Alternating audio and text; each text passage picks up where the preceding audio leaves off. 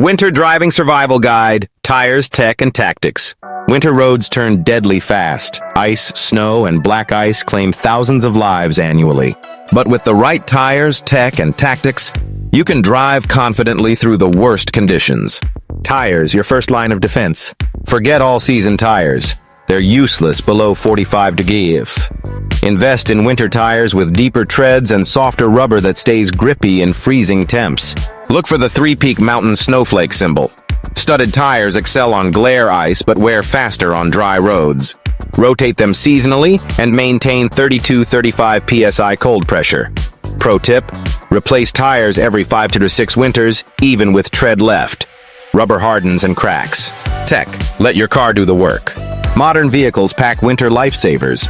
Activate stability control and traction control. They're off by default in some modes. All-wheel drive distributes power smarter, but doesn't stop faster. Use heated seats and steering wheels to stay alert. Advanced systems shine. Adaptive cruise control maintains safe distances. Automatic emergency braking detects skids. Lane keeping assist fights slippery ruts. Enable hill start assist for steep inclines. EVs with instant torque need snow mode to tame wheel spin.